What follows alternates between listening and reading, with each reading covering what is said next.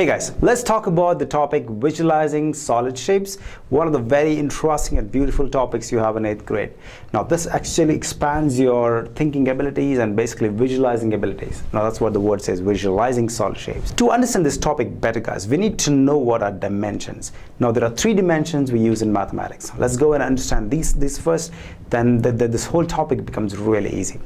Well, there are 3 dimensions, I said, the 1 dimension, 2 dimensions and 3 dimensions. So we have 1-dimensional space and objects, we have 2-dimensional and 2-dimensional spaces and objects, and we have 3-dimensional space and 3-dimensional objects. Now what exactly is 1 dimension?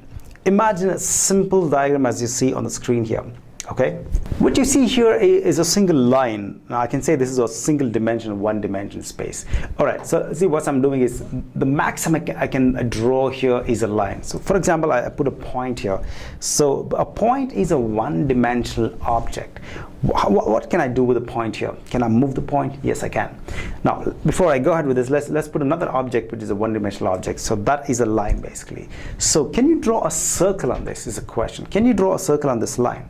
For example, I'm just talking about this thing. So if I say that that is the 1-dimensional space I have, okay, what I can maximum put is a point, and maybe I can put a line which starts from here and goes like that. That's a line basically.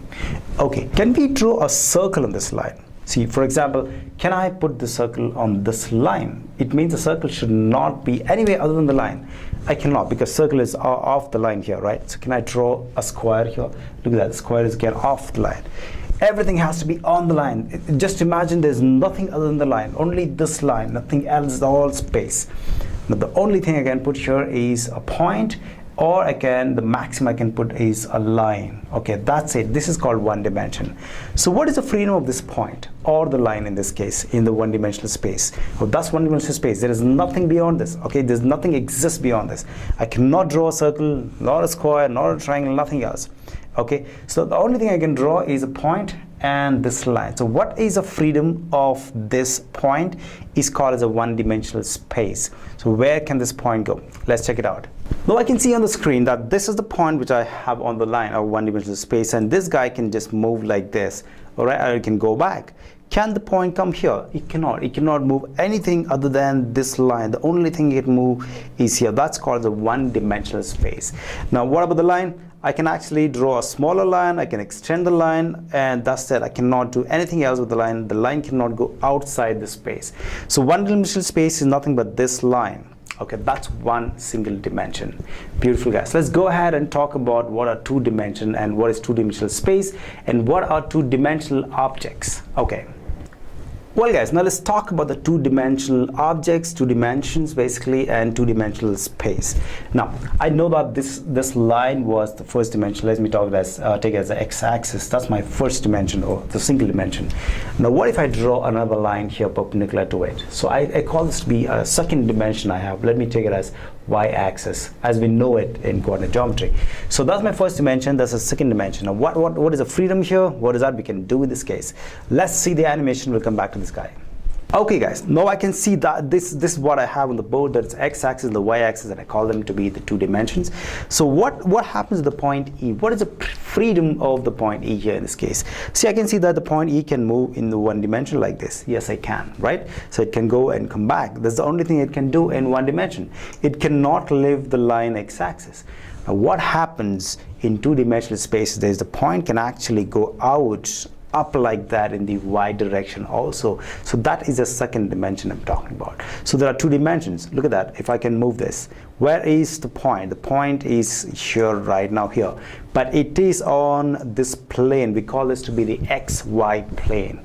So the point can move anywhere here. Look at that. It can move anywhere here, right? It can go like that, it can go like that, it can go up, it can go here.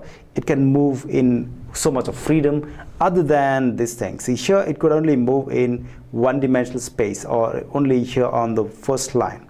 Okay, it was restricted. Now it can also be this. It is now moving in the other dimension, but it's still moving in a single dimension, right? It's just going in the y-axis direction, or that dimension. Now the point, when it comes or it travels in both the dimensions, see, it has come this far in the x-axis direction and this far in the y-axis direction. Now I call this to be moved in 2 dimensions, here and here both. That is the freedom I'm talking about.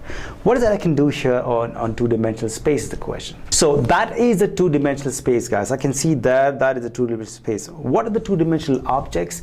This space here I can say is called the two-dimensional space, or the XY plane.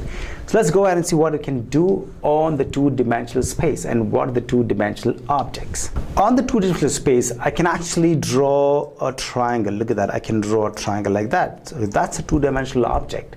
Okay, we can also draw a square, which we could not do on the single dimension, right? So I can draw a square, I can draw a pentagon, I can draw a circle, a triangle, and I can see I can draw any polygons basically. I cannot do this on the line or the single dimension. So these are the two-dimensional objects, and this space here is called as a two-dimensional space. So what I can do is this. I can show you that it can move it like this. Look at that. I can see they're all on the plane. It doesn't have any depth. It doesn't have any thickness. It is just on the plane. Okay, it's something like a paper. You can just draw on that. So that is a two-dimensional space. These are the two-dimensional objects which is drawn. Okay, now let's go ahead with the three-dimensional space and the objects. Well guys, now let's go ahead with the third dimension and what are the three-dimensional space and what exactly are the three-dimensional objects. Alright, what I do is here, this is the x-axis and the y-axis, the angle between them is 90 degrees. These are my two-dimensional spaces, or these are two-dimensional space, these are my two dimensions. Now if I draw a line which is perpendicular to both the x-axis, it means it's something like this. It is making an angle 90 degrees with the x-axis. Now I call it to be z-axis basically. Okay, this is my third dimensional axis. Now this space here can be called as a three-dimensional space. Let's go ahead and see what's happening here in the animation. Okay guys, I can see that very clearly. This is called the three-dimensional space, and there are three dimensions. X-axis being my first dimension, x and the y-axis the second dimension. So I can call XY plane as a two-dimensional space, and now we have introduced the z-axis. Now this guy, and that's the third dimension. So what is a three-dimensional space? Let's try to understand this with the same point E. If the point E moves like that, look at this, it's moving in one dimension now. But what if the point E moves in the y-axis direction also? Now, right now it is moved in both dimensions, in the x and the y plane, right? So it is basically in the two-dimensional space or the XY plane. Now, what if the point comes out of the plane? So look at that. Is the point out of the plane now? No, it is on the plane. Correct? So what I'm trying to do is, what if the point comes out of the plane? Look at that. It's now left this two-dimensional space. It is no more on the XY plane. It is somewhere here in the third dimension. Now I call this to be a three-dimensional space. Now what is it I can do on the three-dimensional space? Let's check it out.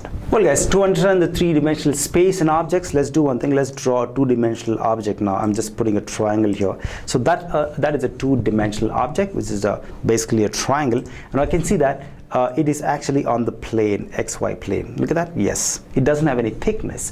Now let's do one thing. Let's try to extrude or pull the object out of the two-dimensional space into the three-dimensional and see what happens. There's a width which actually comes out. I also call it to be thickness. Let's do that. Now that is a triangle basically. Now if at all I pull it out in the third dimension, see, it goes like that. So can you see that? Yes, it is now in the three-dimensional space.